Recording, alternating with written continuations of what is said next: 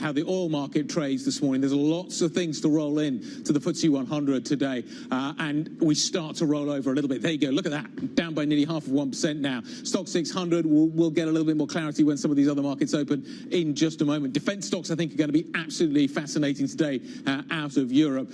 A, is Europe going to have to spend more? The US potentially is going to be spending more. And B, are we going to be getting dividends out of these companies going forward from here? The CAC is down by 0.3%. The IBEX is down by 0.3%. The FTSE's now down by 0.5%, gathering pace to the downside. But remember, it was an incredible year last year for the FTSE 100. Look at that number, 9997. That tells you kind of where we are. We're at the 10,000 level on the FTSE 100, which in some people's minds is extraordinary at the moment. But that's beginning to fade a little bit, back to 10,000 now, but still down by 0.5%. We need to dig into the details. We need to find out what's happening below the surface. Tom, what are you seeing? I think the FTSE 100, actually, if you lift the lid, tells a lot of the story across the theme today, because defence stocks are up, but on the downside, it is the retailers, and it is the names like Tesco and Sainsbury, of course, but also the miners, as we expected, given the on commodities, at least in the session today. Across your other sectors more broadly across Europe, utilities, so that defensive move up just 0.1%, insurance modestly gaining as well. Three sectors so far just in positive territory, the rest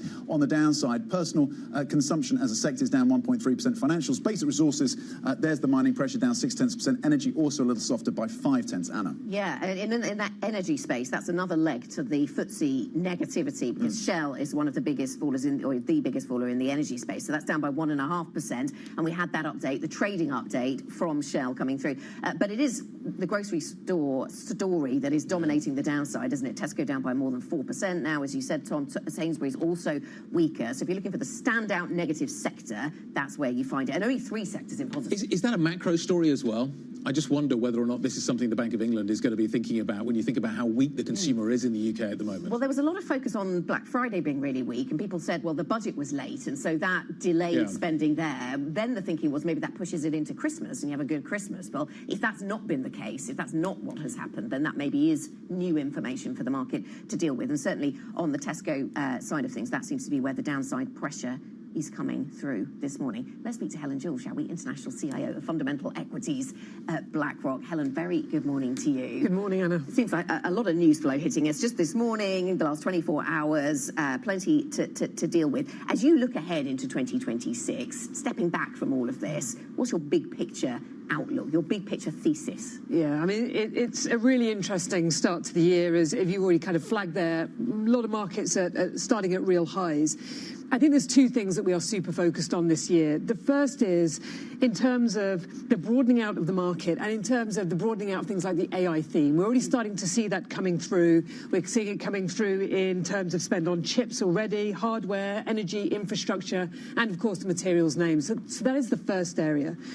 The second area, I think, is something we probably didn't talk about quite as much as we should have done in 2025, and that is back to basics when it goes to things like inflation, when it goes to interest rates, and exactly what are the interest rate cuts and how might they come through, and what are the potential inflation pressures, and what will that mean in terms of actual growth numbers. What's interesting in the US, you've actually seen some good growth numbers come out for Q3, and not all of it is being driven by AI, as you just talked about in the UK, whilst you've got some of the the Today story is not so good. We did have Next recently, actually on a more positive side. So in some ways, I think we need to remember, for all of the headlines, for all of the geopolitics, what the markets get driven by, earnings and some of the macro pressures that link to that. Okay, and so we talked to Ben Jones earlier on the programme, and he was saying inflation is therefore a focus, because dealing with all of this geopolitics, more siloed world, more leads to more inflation in his mind. And he said that is a very investable environment, and you're putting the focus back on interest rates and how that works. So what is the strategy then for 2026 with that in mind? Well, the key thing with inflation is that it's not an area that you have a very direct kind of it's here and done trade. With AI, I think last year it was very much focused on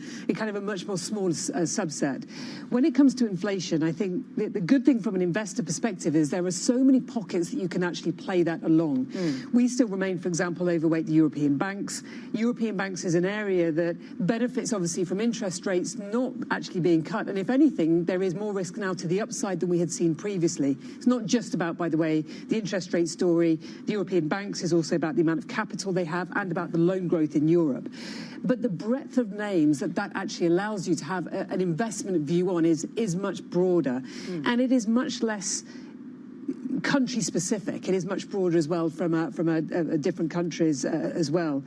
So how we're thinking about positioning, we still remain overweight European banks. We also think that quality will return. Quality significantly underperformed, but actually we see that could be an interesting play as we move in. Those valuations now look much more compelling. So there's much more pockets that we can play this. So quality is an area that we remain focused on. We remain focused on sustainable energy and renewable energy as the need for AI, and we remain very focused on European banks. Defence stocks. Good morning, Helen. Defence stocks performing well in the session today, and of course they had a very strong run-up last year as well. And we have the news from Donald Trump that he wants to see a more than $500 billion addition to the defence budget, and we'll see if that actually comes to pass. What is the potential catalytic effect of that for European defence stocks? Is this a rational response that we're seeing today, and do European governments have to step up to try and meet that kind of spend? BAE is up 6.3%. Yeah. You know, some of these names are really doing well. No, absolutely. I mean, I think that's what we will need for all of the kind of headlines about dividends and any. It's not about that. It's about what will the actual spend and the requirement to spend be for these names. We saw that a lot in 2025 as well. Obviously, the huge commitment from the German government and the Europeans as a whole in order to kind of commit to the defence spending. What we've seen at the start of this year, both in terms of the rhetoric and in terms of geopolitical issues, is that has got to come through. That is not just a headline, that is actual real numbers. So defence remains an area that we remain very focused on. Do you think there is a risk to dividends and buybacks and capital returns? A European government's going to look at the Trump playbook and think, that makes sense? I don't think so. I mean, the thing with the defence names is that is not the kind of main reason for the investing in them. The main reason is the earnings spend. So even if there was a rhetoric around that, I don't think it would impact in terms of exactly what would happen in terms of those stocks. The things actually, Tom, that makes me most nervous, or from an investment perspective, where we're less overweight than, let's say, the European banks, is the valuations are more full. So European banks, although they had a great year last year, still versus long-term average, are still trading actually in a very interesting range. And they have up to 25% return to capital in the next kind of few years in terms of market cap. That doesn't exist for the defence names, but that's not the reason for the investment. That is much more the earnings story. So we're not as overweight, but it is an area that we still remain very focused on. What's the bond market telling you at the moment? Well, the bond market is interesting. The bond market is definitely saying price and interest rate cuts are not as nearly baked in as they were 2 months, 3 months ago. That is the key thing. And I think that is what's going to be interesting as well for both the quality and growth trade that we saw last year. And again, particularly in Europe, they underperformed. Quality growth was a big underperformer. But secondly, what I'm really interested in, and something that you were very interested in last year, is the dollar.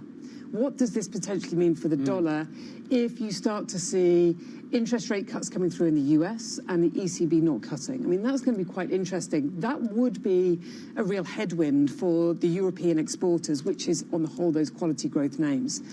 So the bond market is telling us to be a little bit more thoughtful about the interest rate cuts. I think we were probably a bit gung-ho about that last year. Do you worry that the US economy potentially is slowing down at a time when it's running 6% deficits? when you ask a question like that, I always feel like I have to say yes, because you think if you say no, it makes it sound like we're not worried about everything, and investors are worried about everything in the market.